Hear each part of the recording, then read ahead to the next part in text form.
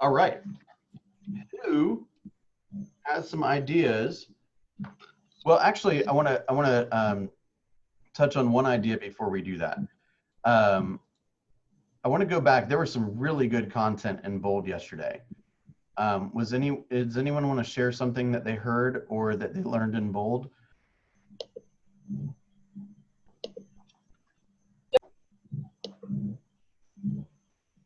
What's that?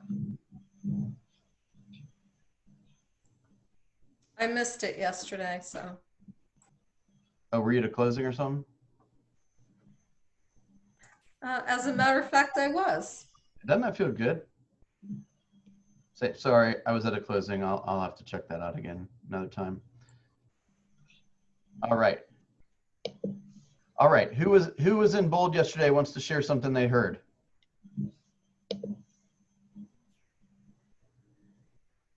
All right, you guys are quiet today. My goodness. Okay. You know what I heard is that we have to come to our people. This is going to tie into the role play. Okay.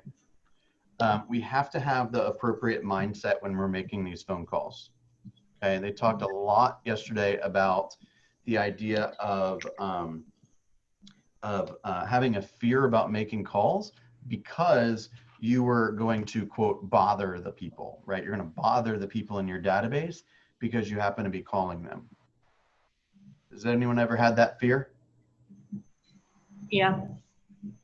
Okay. Anyone else? Let's be honest. We're all a team here. Who else has had that fear?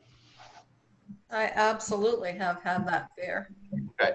So, and I have too. I struggle with it every single day. However, okay, what I know is that whenever I'm worried that I'm going to bother somebody, two things are happening. Number one is I'm thinking about myself instead of thinking about them. Okay. I shouldn't be worried about how I'm going to feel making the call. I should be worried about the message that I'm trying to share with them and whether that's valuable enough to interrupt their day, if you will. Does that make sense?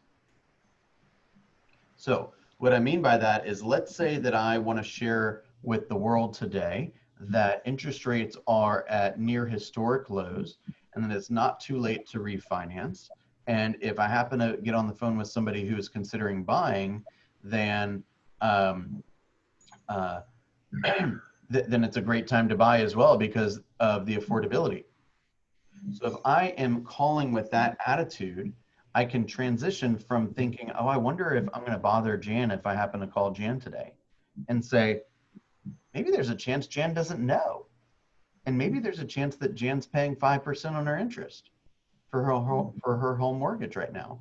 And maybe Jan has a child that just graduated college that could take advantage of buying at near historic low interest rates. And like when I say near historic low, it's just because the low was like last week, right? So if you go at the conversation, if you look at the phone and you say to yourself, I'm going to be interrupting somebody, there's two things that's happening. One is you're thinking about yourself when you should be thinking about other people.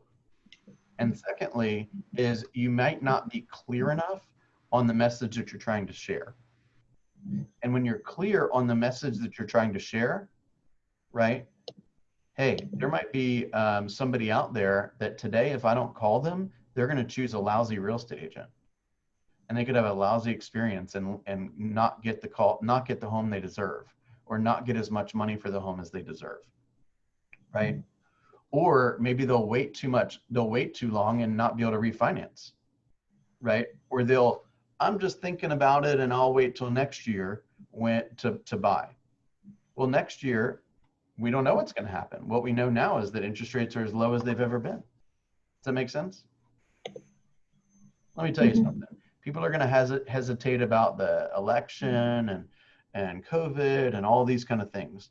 We just got to ask them some additional questions, okay? They're always going to need a place to live. Would you like to confirm that you're going to know what your price is, your cost of living expense for the next 30 years? Or are you going to stay in that rental where they're going to increase your payment 10% every single year? Has anyone ever rented a home and got notice from their landlord or from their apartment complex that rent was going down? Has that ever happened to any of us? Ever? Isn't that interesting? It's so interesting. How many years have all of us together been alive? I mean, hundreds and hundreds, and we've never been told by our landlord that rent's going down? Is that, wow. Let that sink in for a second, y'all. Okay. Buying a home is solidifying and stabilizing the cost of living. Have you guys ever thought about it that way?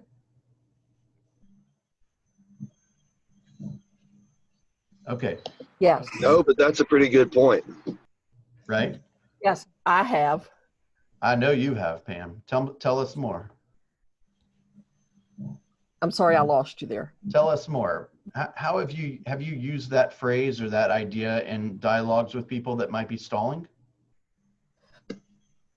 Well, I've used that dialogue with my son, who does not believe in, you know, he's bought into the whole OPM, other people's money, and how's that going for him? You know, you should. Well, he's 25, so he still knows it all. I was talking to I've talked to him about that, and he still thinks, well, but your money would do better if you invested it in the stock market or someplace else to do. And I recently gave him an example that, gave him some food for thought, because he was looking at it as the whole purchase price of the house and how much you made off of that. And I said, well, no, here's how much we put down. And then we were paying to live there, but we were still, we would have had to pay monthly to live someplace anyway. And so he ran the numbers. He's like, oh, well, then that was a good rate of return. Like, so I'm not suggesting I'm not suggesting you haven't walked him through this, but that's not the right question. The right question is not, should I invest in a home or should I invest in a stock? That's two totally separate discussions. The first discussion is, I got to live somewhere. Am I better off by renting or buying that particular home? Then with the other money that you have the potential to invest, we can talk about where to put the money. Right. Totally separate discussion. But his whole thing has, what's the guy's name? Oh, I forget. That is a big proponent of not, of renting. I can't think of renting. Yeah. Oh, Grant Cardone. I'm sorry. Grant Cardone. That's who I was thinking it might be, Grant Cardone. And he's kind of bought into his theory of that. Well, hopefully he doesn't turn into an asshole like Grant Cardone. Hopefully not. Excuse me. God, I got a big group on today and I'm letting it fly. Sorry about that, y'all. Okay, let's do some role playing. Just Pam, listen to that guy for a couple minutes. He needs to go on YouTube Kids or something. You can't let him listen to that crap. All right. Well, he's 25 and he doesn't live with me. So what old do I have? Okay, who wants to volunteer to do some role play? Charleston? We did a little role play yesterday, right? Yeah. Caught me off guard, of course. Well, I don't know. I wouldn't say of course. We're professional real estate agents. We could get a call at any moment and say, hey, come list me. Hey, I want to see this home.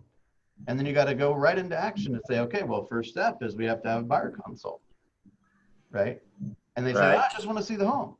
Well, what are you going to do now? Right? So not only do you have to have the dialogue and the presentation ready to present to them from a buyer consultation standpoint, but you got to understand how to deal with their desire simply to see the home, right? So let's prepare ahead of time and practice ahead of time to have these conversations so that we don't just get a call and all of a sudden panic or totally blow it. Does that make sense? Yes. Okay, is there any script in particular that you want to focus on today?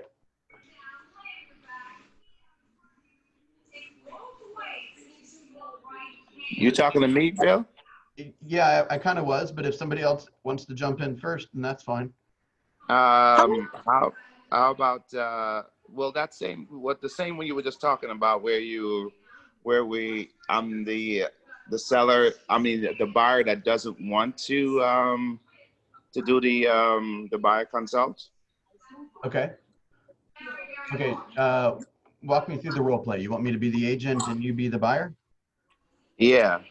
Okay, great. So let's say you're calling on, how do we meet? How would you like to set that up? My kids are soccer. My daughter's a soccer player, and that's how we meet. And your daughter's on the same team as my daughter.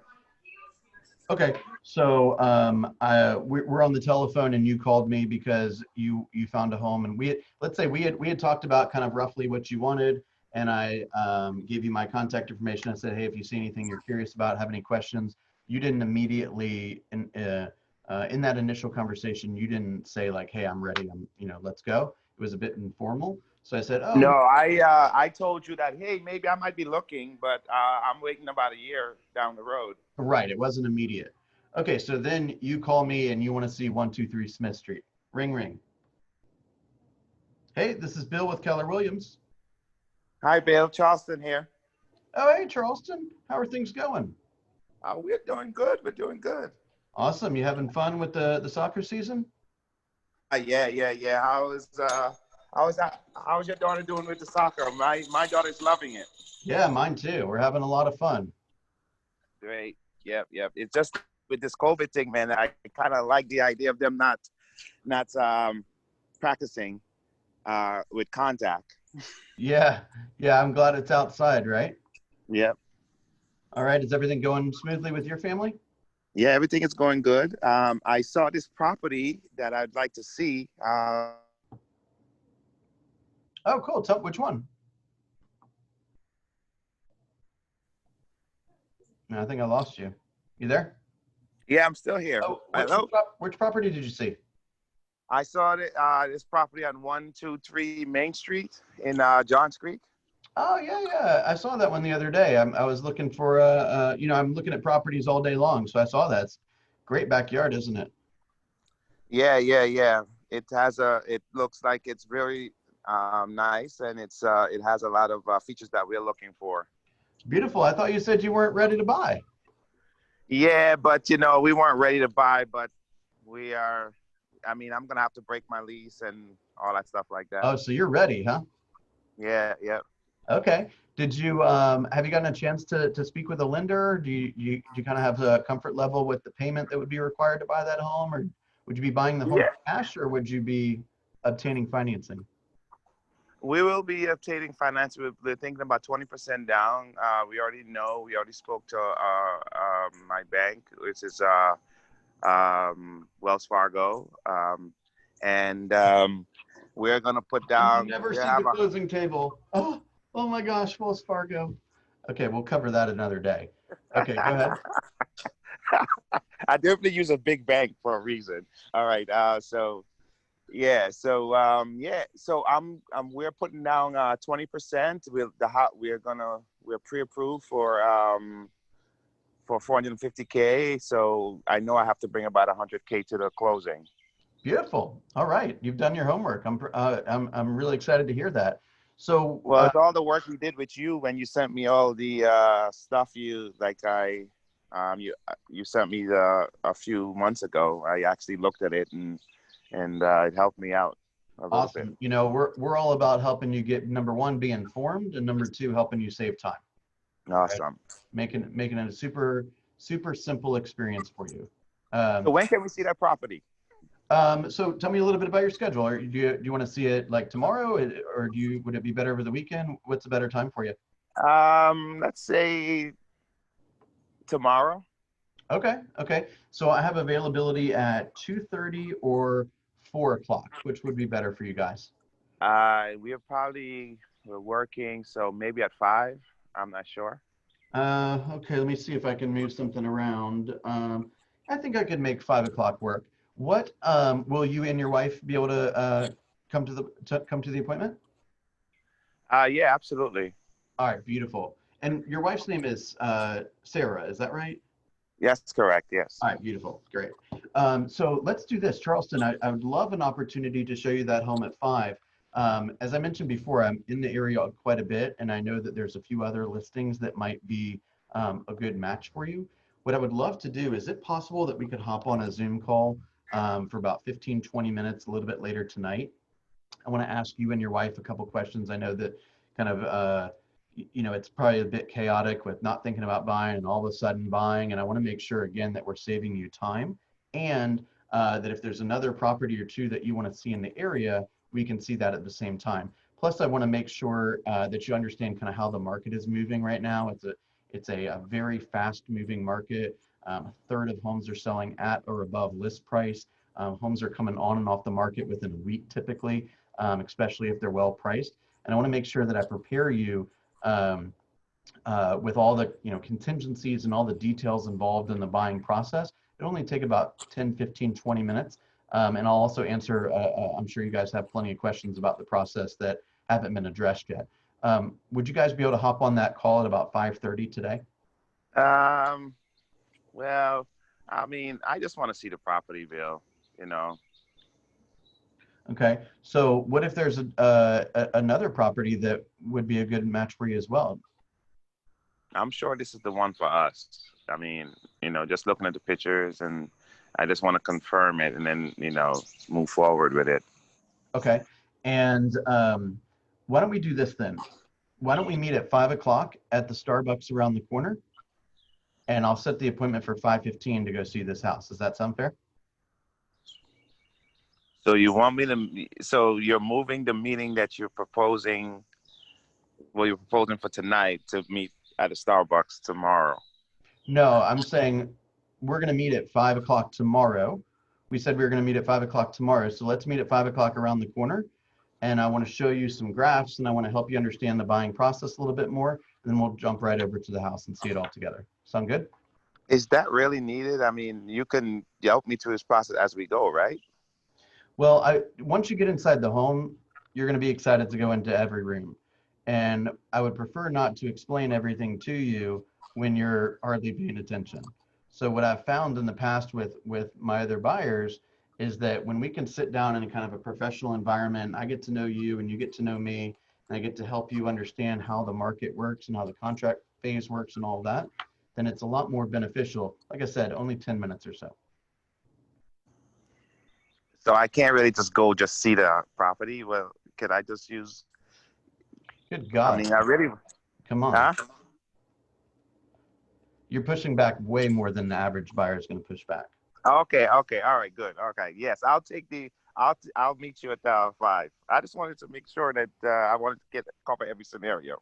Yeah. Look, at some point, truthfully, I would probably just give in and, like walk them in the home, and then I'd shut the door behind me, and then I would stay there and say what my piece.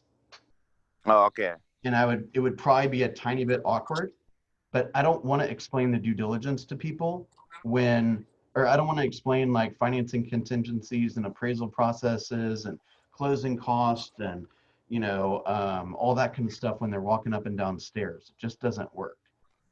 Right. Pam, do you want to add anything to that?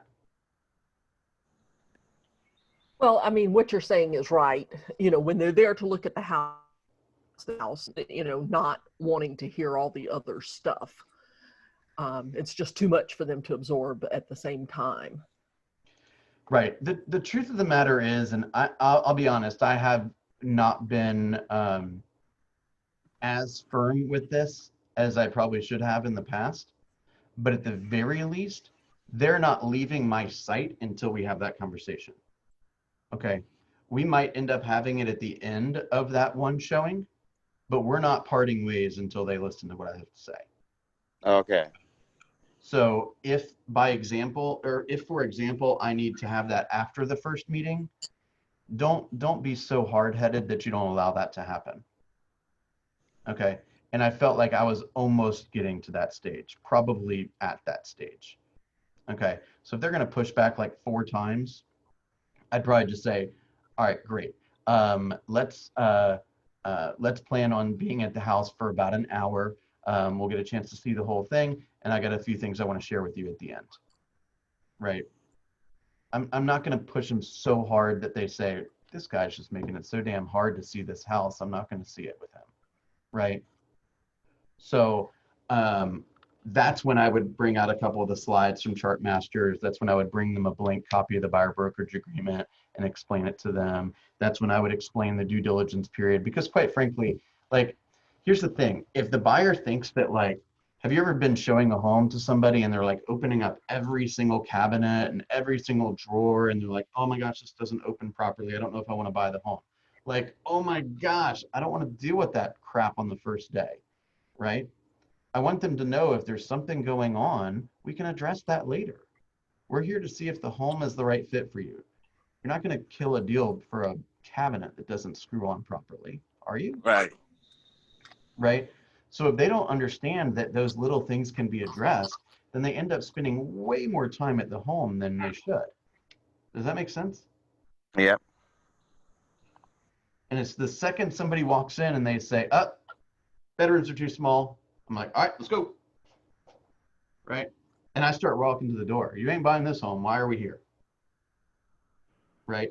Right. Now, if it's at the very beginning of the process, I might ask a couple of extra questions like, hey, just so I don't take you to another home like this, help me understand why this one's not the right place. Oh, well, actually, you know, my aunt has this 2-story family room and I've always dreamed about having a home with a 2-story family room. Say, great. So if the home is perfect other than that, and if the home is literally perfect, yet it has a 1-story family room, would you consider buying the home? And they say, no. Say, great. We're never going into another home with a 1-story family room. I don't care where it is, what the price is. Is that correct? That's correct. Great. Thank you. I don't want to waste your time either. Okay. So every single time they say, hey, this one's not for me, I want to try to figure out, number one, I want them out of the house as soon as possible, because at that moment, I know I'm wasting time. But the message I want to take from that is, why? Is the yard too big, too small? Is the rooms too big, too small? Is it made out of the wrong material? Is it the kitchen's in the wrong spot? Is it the house faces the wrong way? What is it? And that way I record it down and I never take them back to a home that has that quality. Even if you've got to call the listing agent to set the appointment. So I know a lot of listing agents say, oh, set it through showing time or whatever. Okay, great. But if I actually have a few questions about the home so that I don't waste any time and it's not obvious from the pictures, right? I might call and say, you know, I have a couple of real specific questions about the property. Do you mind if I ask you those? You're free to do that, right? Because not only are you wasting your time showing that property, but you're also proving to the buyer you're not even listening. Does that make sense? Why would you ever take a buyer to a home without a basement if they want a basement? Right. It doesn't make any sense. And because you're going to be in the home and they're going to be like, oh, so which door is the one to the basement? Oh, this one doesn't have a basement. Bill, are you even listening to me? I told you I wanted a home with a basement. You see what I'm saying? Hey, Bill, I run across the exact opposite and I've had several people ask me about this, but, you know, we sit down, we have this buyer's consultation with us. They tell us what they're looking for. And then they find 5 houses that don't fit that criteria. And they're just so insistent on seeing those properties. And, you know, I've tried well, you know, let me understand this. You want to see this property that's 500 square feet less than the house that you really want. And, you know, it has no basement, but you told me a basement was your absolute must-have. So I might say to them, so I might review the things that are in conflict, right? Like you just did, right? You said you wanted a home that was at least 2,000 square feet because you currently live in 2,000 square feet. You told me it was too small, right? You told me that you wanted a guest room in the basement. This home does not have a basement.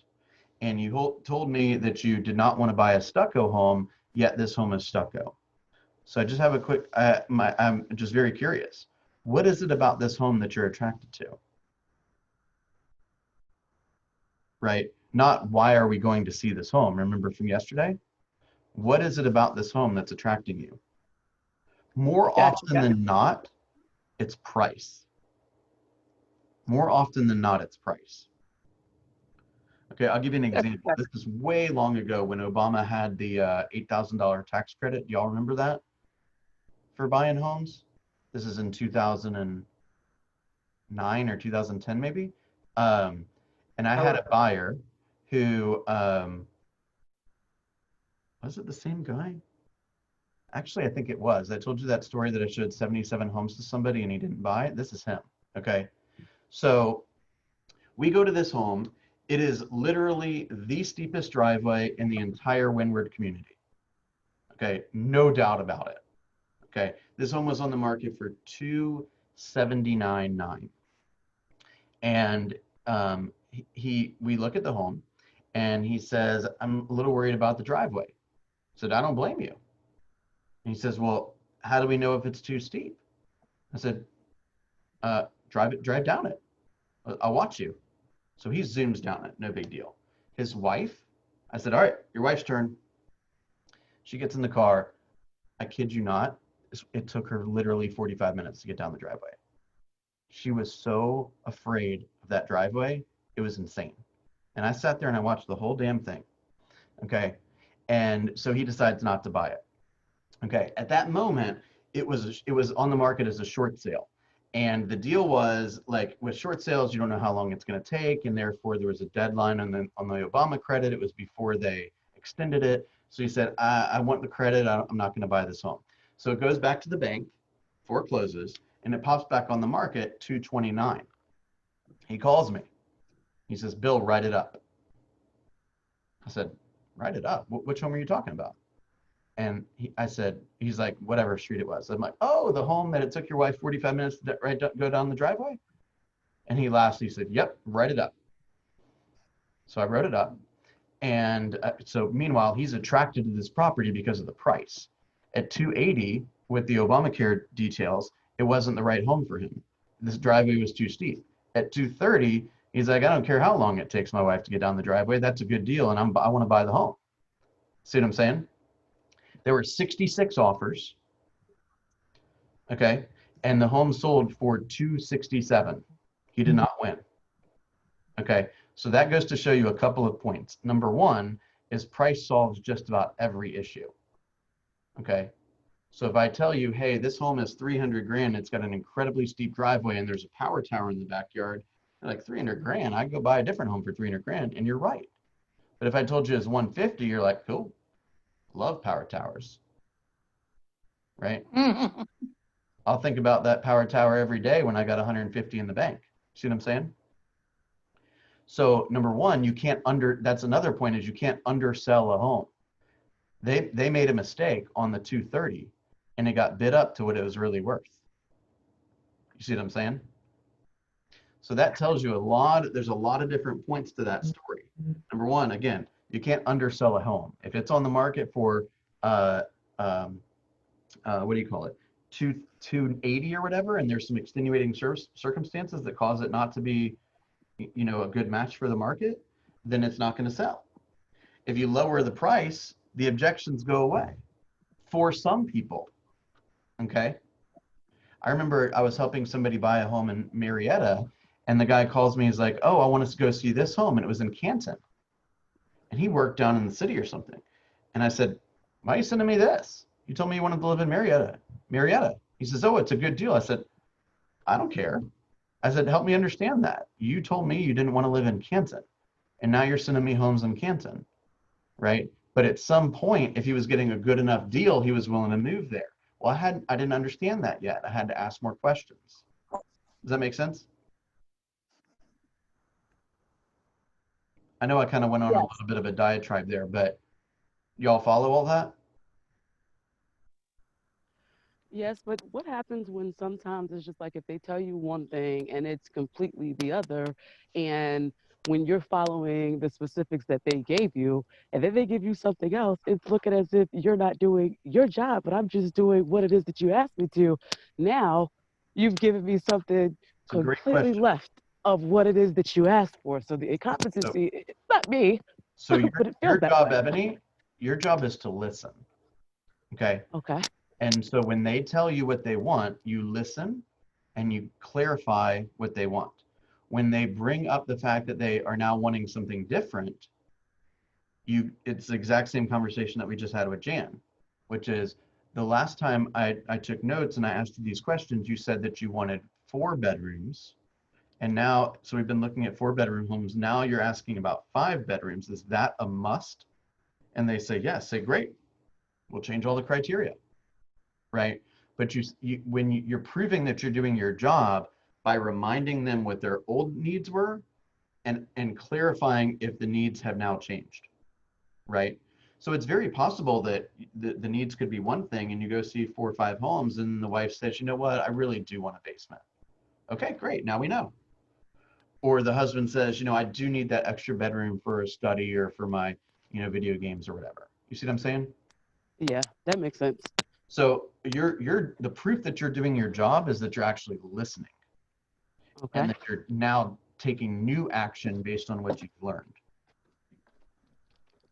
Okay, what Okay. do you So got? if they Go ahead, if I'm they sorry. change the criteria, let's just say, because I've worked with people who've done that and they've changed the criteria of the houses that they wanted maybe about 3 or 4 different times. They changed locations. Again, like what you're saying, you want to live in Canton. I find something in Canton. Now you want to live in Buckhead. So at what point do we stop and kind of get a grip of it to say, like, you're all over the place? The second they finish the word bucket, Okay. right? The second they change it up, you regroup. Say, okay, I just want to, it might be time for another form of a buyer seminar or buyer consultation. Okay, I'm hearing some new stuff here. I just want to regroup with you because my goal is to save you time and get you into the perfect home for you and your family. Does that make sense? Yes. Okay. So you work in Vinings, and now you work in, let's say, Blairsville or something. Now you're telling me you want to consider moving to Buckhead. Am I hearing that correct? Okay.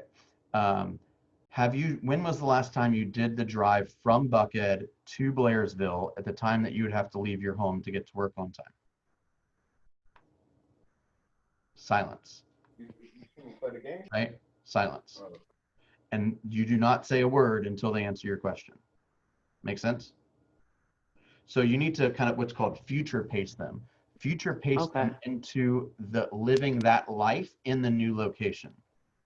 Right? Okay. That makes So sense. if they work in Alpharetta and they realize that you can get a bigger house in Powder Springs than you can in Alpharetta, yeah, that's true. But do you actually want to live in Powder Springs and have that type of life? I'm not saying there's anything wrong with Powder Springs. I'm just saying it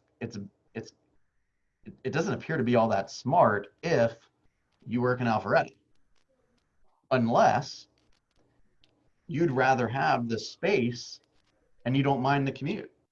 So I'm not here to make a judgment. I'm just here to bring clarity to what you're saying. So let me work through some ideas with you here. The biggest drawback to living in Powder Springs when you work in Alpharetta is the fact that you're going to be in the car for 4 hours a day. Now, if you walk in the door and you see your family sprawled out in this big home with a basement and everyone's got what they need, and that brings joy to your heart and it makes you forget about the traffic, then let's go to Powder Springs, baby. But if you're going to walk in the door pissed off every day that you've been in the car for the last 3 hours of sitting in traffic, then it's not a good decision. Does that make sense? It does. It's kind of like bringing their life back into perspective because they kind of lost sight just a little bit, and they didn't think quite a bit. Yeah, they didn't think it through. Okay. Right. That's the idea. Look, there are certain areas that are more desirable than others, right? People want to live close to the city. People want to live near good schools. People want to live near the highway, that kind of stuff, right? Yet everyone has kind of a different levels of what's important to them. I helped a guy buy a home and over near, like, you know, guys know where Willoughby area is, over off of Norchard Hills, kind of on the way to 285. So there's a couple of power towers over there, and he was buying a home that was like in probably the average price at that time was around 215, something like that. Now it's probably 350. And he found a home that was on the market for 170, I think, and it had a power tower literally like in the backyard. Okay, like the tower was in the backyard. And clearly we spoke about that. I said, tell me, see this thing? Got any thoughts on this? Right? Like, does this bother you? Is this something you want to discuss? Right? And he said to me, he says, look, I'm getting a steal on the house. I said, okay. And he says, you know what? I'm also a cross country runner. So this guy is running underneath the path of the tower all throughout Decatur all day long. This is like his dream home. Okay. Who am I to tell him that's not a good dream? I just pointed it out. And then I made sure that he got good terms to buy the home. Right. So we're not here to judge. I'll never forget this lesson, and we'll end with this. I got a lesson from a new home sales agent many years ago. This is probably within the first couple months of being in real estate. And I was showing a new home development to somebody, and I got there a little early so I could learn about the neighborhood and the amenities and all that. And so this woman takes me into, wouldn't it be crazy, Rhonda, if it was like you and I just didn't realize that? So I walk into like the Madison or whatever, right? And I look around and I see what it is. And the woman says, oh, this house is, 250 or whatever. I say, cool. So then she walks me into this other floor plan. And I'm thinking to myself, I'm just a young 25-year-old idiot, right? And she says, okay, well, this one is 265. And it was smaller. And it had, in my opinion, a less desirable floor plan. And I said to the woman, I said, why would anyone buy this one if they could go and buy this one? And she said, she looked me right in the face and she said, Bill, some people like salmon, some people don't like salmon. Y'all hear that? And I was like, wow, you're right, right? We're not here to judge our clients' decisions. We're here to protect them and inform them and ask them a bunch of questions to make sure we clearly understand what they want and then help them get it. Does that make sense? I've helped people buy homes in areas that I have no interest in living in. My wife thinks Sandy Springs is in Jupiter, right? She definitely wouldn't be caught dead in Canton, right? She wants to see the skyline. Okay, does that make sense? It All right, does. was this helpful, guys? Yes. All right. Anyone else want to say anything? We got a couple of silent people today.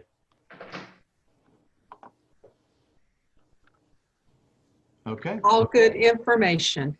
Yeah, good stuff, Bill. Thank you. All right, beautiful.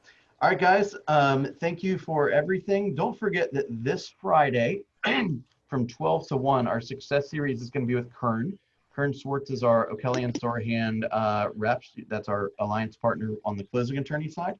And of course, we will have our launch mastermind at 1 o'clock.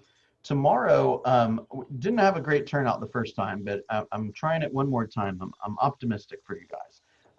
From 11:30 to 12:30 tomorrow, I'm just going to have this room open for kind of office hours, if you will. You can come in and out, whatever you want to do, share some ideas, complain, give me some feedback, ask questions, whatever it is, and I'll be here to assist you. And of course, if you need anything, let me know. Keep up the good work, you guys. I'm proud of you. Thank Thank you, Thanks, Bill. Bill. All right. Bye-bye. Thank you, Thank Bill. you.